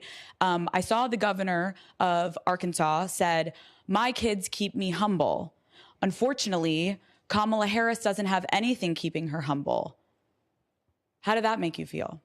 I don't think she understands that there are a whole lot of women out here who, one, are not aspiring to be humble. Two, a whole lot of women out here who have a lot of love in their life, family in their life, and children in their life. And I think it's really important for women to lift each other up. You know, I'll tell you, Alex, one of the things that I have really enjoyed about where the discussion has gone, one of the places it's gone, we have our family by blood, and then we have our family by love. And I have both.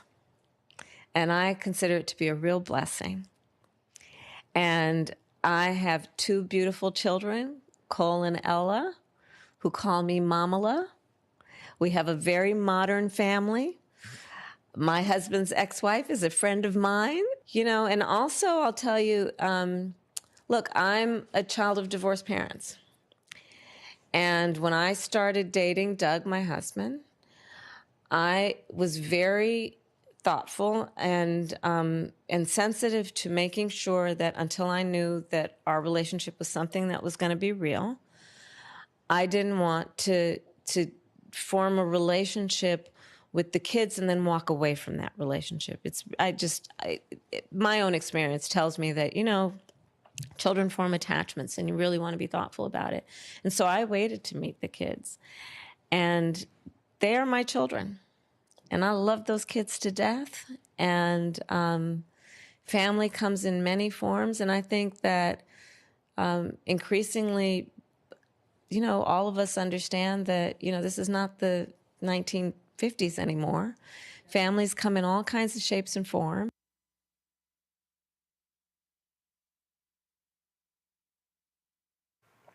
All right, folks. That's the full clip, or did it just freeze? What happened?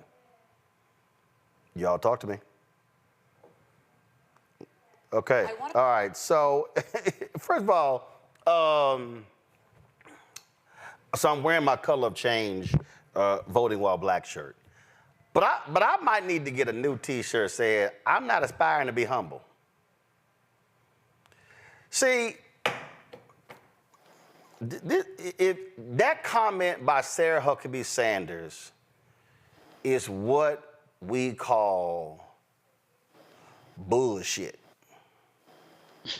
And so let me speak to this because I think the problem that people seem to have is this is often spoken about to women not having children. Well, if you married, you and your husband don't have children. I don't have biological children.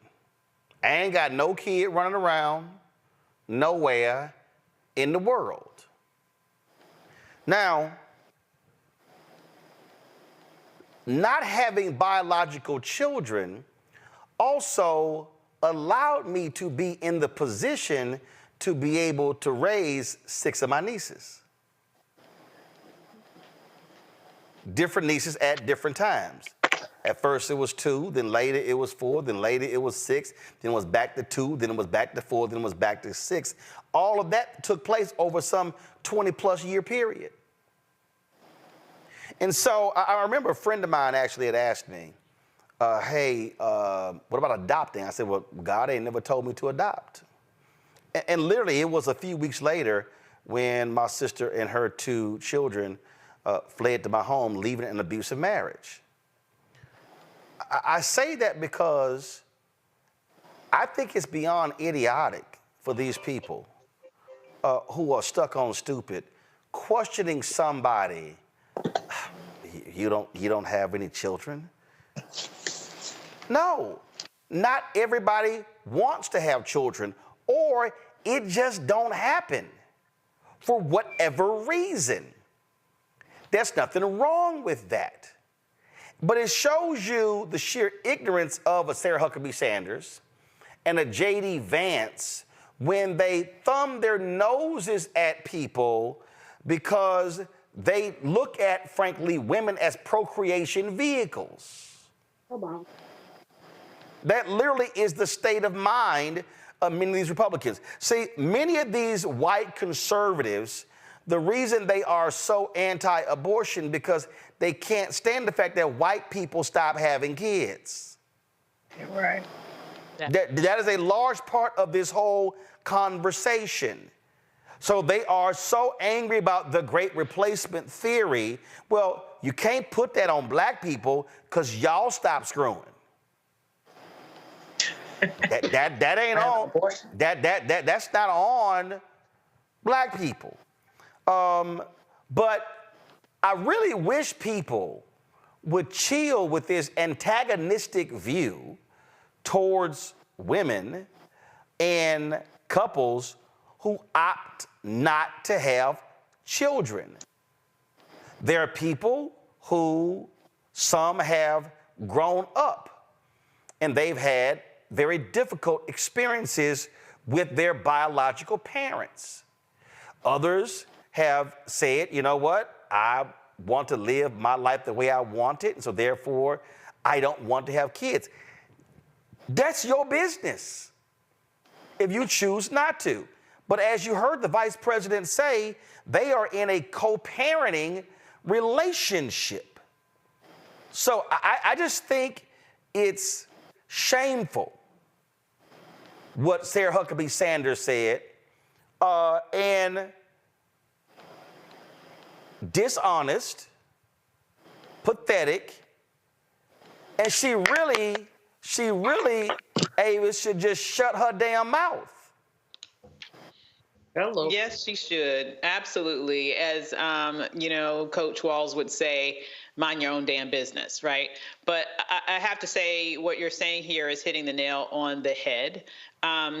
People have the right to make the choices in their lives that they want to make. And it's very interesting that J.D. Vance, for example, I never hear him critiquing men who choose not to have children. I only hear him critiquing women who choose not to have children.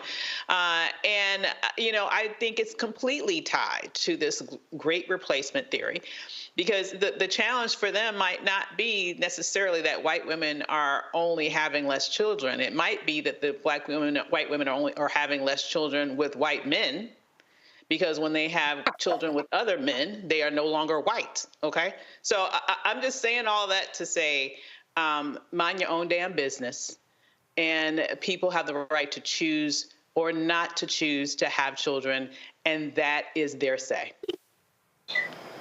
Julian? I call myself the other mother. I don't have children. I didn't want children. I'm too mean to have children. I know that. But I have nephews who spend time with me, who I fly all over the country when I'm here, there, or everywhere. I think you met one of them one time, Anya. I have, godchildren, many of them. My godchildren, who's here in D.C., hangs out with me from time to time, basically. And I've got, so many young ladies who went to Bennett and our friends, young ladies just named her child after me, Julianne White in Houston, Texas. So, you know, we nurture in the ways that we're comfortable nurturing, but it should not be about politics. This should not be raised in a political context. Sarah Huckabee Sanders has always been a little off, and clearly, I mean, you know, we're not even going to go through her record. It raised eyebrows all over the place. You know, one of the first things she did was attempt to abolish critical race theory in Arkansas when she became governor. That girl is not wrapped too tight, as far as I'm concerned. Look at her record as press secretary with the Orange Man and some of the things that occurred with her. So she needs to, you know, mind your damn business, keep your mouth shut, and, you know, put a bag over your head and just go away. I mean, she really is disgusting. But someone's marital status, children, that should not be a part of a policy conversation, period. Well, but this is what you get, Jolanda, where you have these judgmental folks on the right, like Sarah, somebody on YouTube said Sarah Huckabee Sanders, and the likes of J.D. Vance and others. So what I was going to say, you know, you talked about them stop screwing. They also having abortions, which is why they stopped abortion, because this is about white women not keeping their babies. A true story. But also, Sarah Huckabee's statement actually is the polar opposite of humility.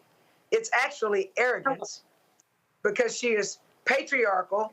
I mean, if you listen to her, we should all be barefoot and pregnant, which is a whole nother story. No, the days of that, the days of women not having options is over. If we want to have kids, we can. If we don't want to have kids, we can. And it's our choice. But as you mentioned, Roland, many of us have been parent-like to children who are not biologically ours, and we have played just as an important role as their biological parents in some instances. So family is not always about biology. And this whole notion that you have to have bored children is craziness. I literally have one child because I had a very difficult pregnancy, and I'm surprised I didn't die during pregnancy. So I only have the one. And had I known, and I love my child, I wouldn't trade him for anything. I had no idea that childbirth was so difficult, or that carrying a child is so difficult. So Sarah Huckabee is buying into the Republican line, and she's saying things that absolutely does not take into consideration people who choose not to have kids, whether by choice or otherwise. And she needs to go somewhere, because the 50s, the 40s, the 30s, and those days are over. And we're going to do what we want, when I want, and when we want. And this has to do with body autonomy, family autonomy. And we don't need the government deciding what we should do as a family. So she needs to find somebody else's business to get into. In fact, let me give her a penny so she can go buy her own business and get out of mine. Well, she need to go answer questions about who the hell bought that $17,000 podium in Arkansas if they can't seem to figure out who paid for it. That's what she need to do. So appreciate it, folks. Thanks a lot. Appreciate it, Julianne, Jolanda, as well as Avis. Thanks a bunch. Folks, that is it for us. Tomorrow, I am on the road, folks. We're going to be broadcasting live from Philadelphia. Y'all wrong, guys. That's wrong graphic, y'all. That's Wednesday. Y'all, tomorrow. Thank you very much. That's Tuesday. So tomorrow, I'll be at Mount Carmel Baptist Church, 5732 Ray Street, Philadelphia, broadcasting at 6 to 8.